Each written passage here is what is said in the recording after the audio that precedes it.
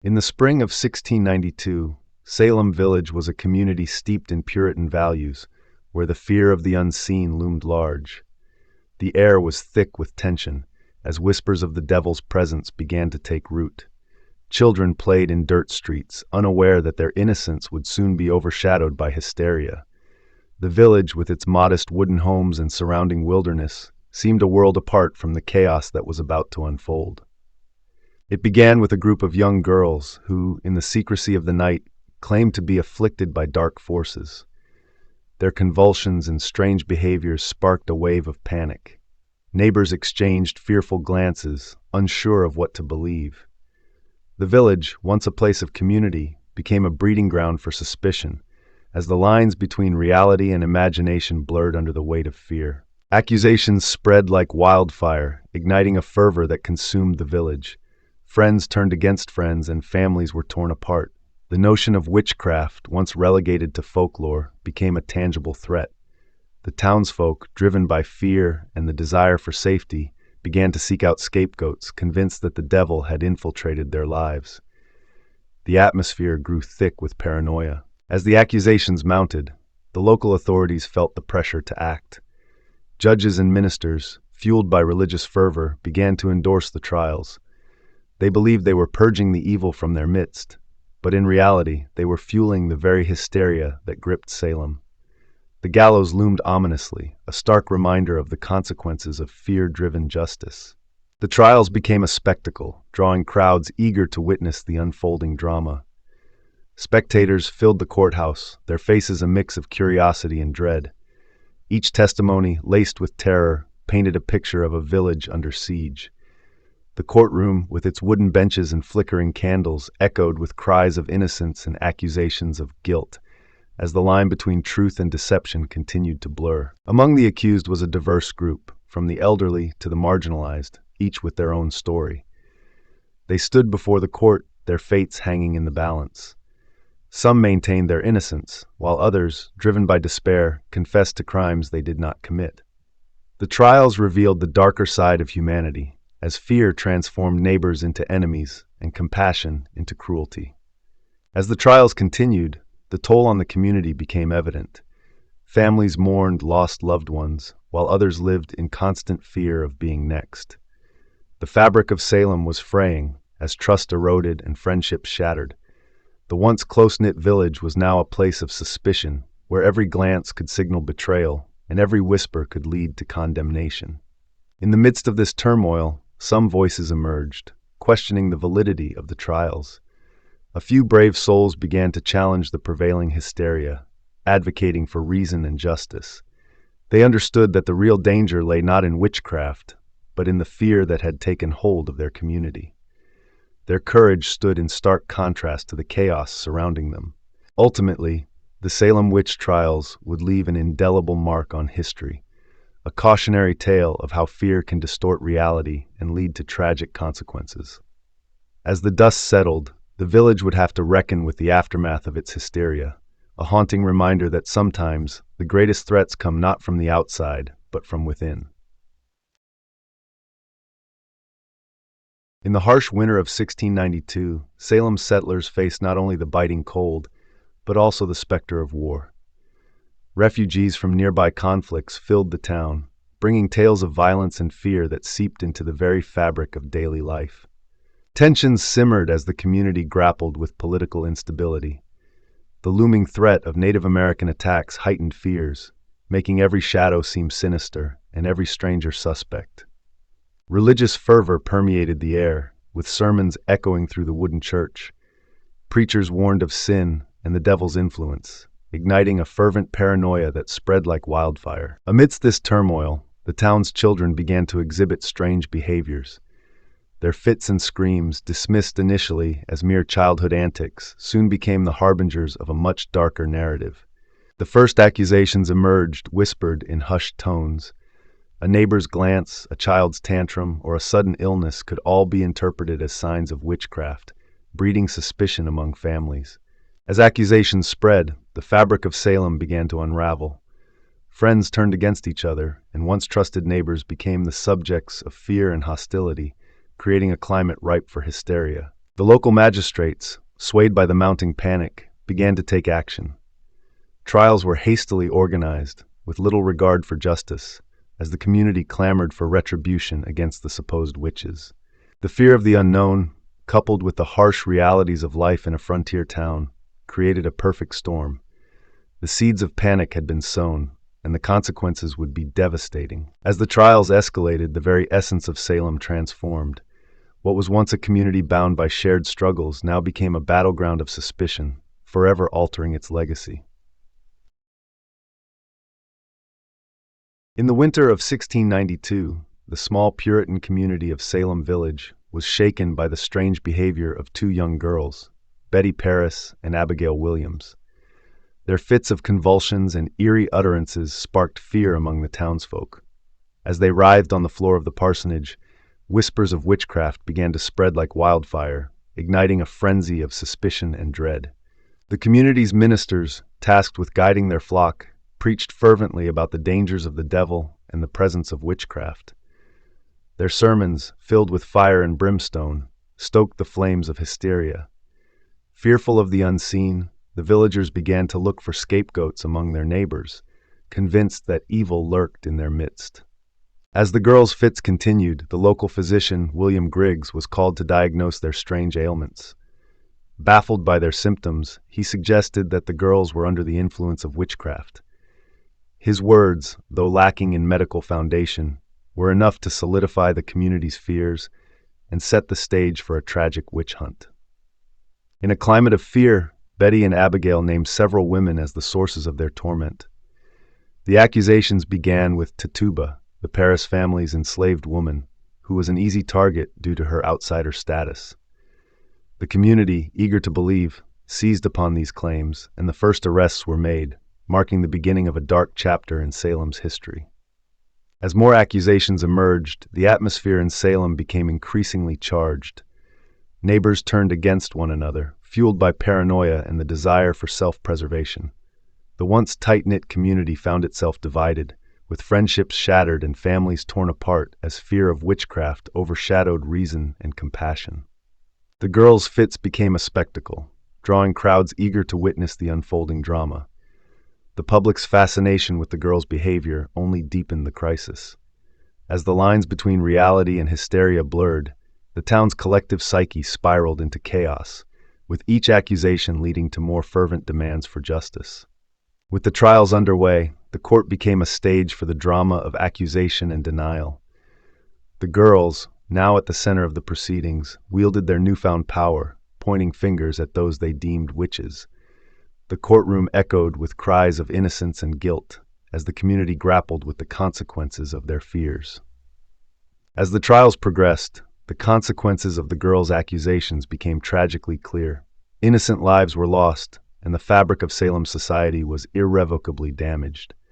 The once vibrant community was left in ruins, haunted by the specter of guilt and the heavy toll of hysteria that had consumed them. The Salem witch trials stand as a cautionary tale of how fear can warp reason and lead to devastating consequences. The story of Betty Paris and Abigail Williams reminds us of the fragility of community and the dangers of allowing hysteria to dictate justice. In the end, the whispers in the parsonage became a deafening roar, echoing through history. In the spring of 1692, the small Puritan settlement of Salem Village was gripped by fear. Whispers of witchcraft filled the air as young girls began to convulse and scream, claiming to be tormented by specters. The community, already strained by tensions, turned to the supernatural for answers, igniting a frenzy that would change their lives forever. Among the first accused was Tituba, a slave from the Caribbean. Under immense pressure, she confessed to witchcraft, claiming she had been visited by the devil. Her confession, filled with vivid tales of spirits and dark rituals, fueled the flames of hysteria, drawing more accusations and leading to a spiral of fear that engulfed the village. As the trials commenced, the court accepted spectral evidence, a controversial practice allowing testimony about visions and apparitions. This intangible proof led to rampant accusations as neighbors turned on one another. The legal system, driven by superstition, became a tool for personal vendettas, erasing the line between justice and madness. Sarah Good, a homeless woman known for her sharp tongue, was also swept into the chaos. Accused of witchcraft, she maintained her innocence, but the court's fervor was unyielding. Her refusal to confess only deepened the suspicions against her, illustrating how fear could distort reality and condemn the innocent. Sarah Osborne, another early victim, faced similar fate. As a widow with little support, she became an easy target for accusations.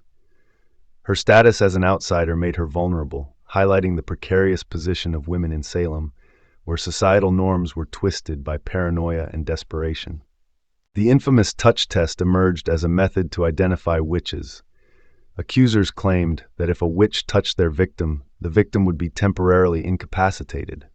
This bizarre practice showcased the absurdity of the trials, as the court sanctioned acts based on fear rather than reason.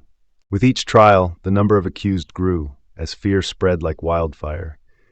Neighbors turned against neighbors, and the once tight-knit community of Salem became a battleground of suspicion. The trials were no longer about justice. They were a manifestation of collective paranoia and the human capacity for cruelty. The confessions of the accused, often coerced under duress, further fueled the hysteria. Many believed that confessing would save their lives, leading to a cycle of betrayal and despair. The trials became a grim spectacle, where the truth was sacrificed on the altar of fear. As the trials unfolded, the fabric of Salem society unraveled. The lives of Tituba, Sarah Good, and Sarah Osborne became symbols of the tragic consequences of mass hysteria. Their stories remind us of the dangers of allowing fear to dictate justice, a lesson echoing through history. As whispers of witchcraft spread through Salem, fear grips the community. Neighbors who once shared bread now eye each other with suspicion, their trust shattered by the looming threat of accusation. Respected figures, once pillars of the community, find themselves ensnared in the hysteria. Accusations fly like arrows, piercing the hearts of those who believed they were safe. Children, often seen as innocent, are not spared from the frenzy. Their voices echo in the court, naming neighbors, friends, and even family members as witches. Old grudges resurface, fueling the fire of hysteria.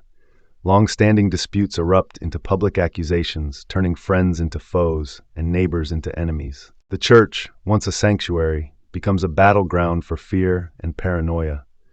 Ministers preach against the evils of witchcraft, urging the faithful to root out the supposed witches among them. As the trials progress, the court becomes a theater of the absurd. Accusations are made with little evidence, and the mere suggestion of witchcraft can seal one's fate. The specter of guilt looms large, as even the most innocent are ensnared in the web of fear. A single accusation can lead to imprisonment, or worse, leaving everyone vulnerable. Families are torn apart as loved ones are accused and imprisoned. The emotional toll of the trials weighs heavily on the community, fracturing bonds that once held Salem together. In a climate of fear, no one feels safe. The trials reveal the darkest corners of the human spirit, where suspicion and vengeance overshadow compassion and reason. In the sweltering heat of Salem, the court of Oyer and Terminer convened, a grim assembly where fear and suspicion reigned. Judges, clad in dark robes, presided over a courtroom filled with anxious townsfolk. Accusations flew like arrows, piercing the hearts of the accused. This was no ordinary court. It was a theater of hysteria, where the stakes were life and death, and the audience was hungry for blood. As the proceedings began, the air crackled with tension. Young girls claiming to be afflicted writhed and fainted in dramatic displays. Their cries echoed through the wooden walls, captivating the audience. Each fit was a performance, a manipulation of the crowd's emotions, turning the courtroom into a stage where innocence was overshadowed by the spectacle of accusation and fear. The judges, swayed by the fervor of the moment, leaned into the chaos. They listened intently to the girls' claims of invisible assaults, their faces a mix of authority and disbelief. The courtroom transformed into a battleground of belief versus reason, where the judges' decisions were influenced more by the fervent cries than by evidence. Justice became a twisted reflection of the hysteria surrounding them. Accusations were often based on mere whispers and the slightest of suspicions. Neighbors turned against neighbors, fueled by fear and jealousy. The courtroom became a crucible where personal vendettas ignited, and the innocent were ensnared in a web of deceit. Each verdict echoed the harsh reality. The machinery of law was now a tool of oppression, not justice.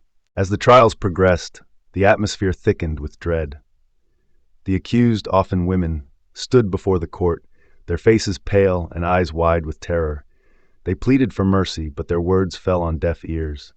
The cries of the afflicted drowned out reason, and the judge's gavel fell like a death knell, sealing the fate of many with a single stroke. The spectacle reached its peak as public executions loomed on the horizon. The townspeople gathered to witness the grim outcome of the trials, their faces a mix of anticipation and horror.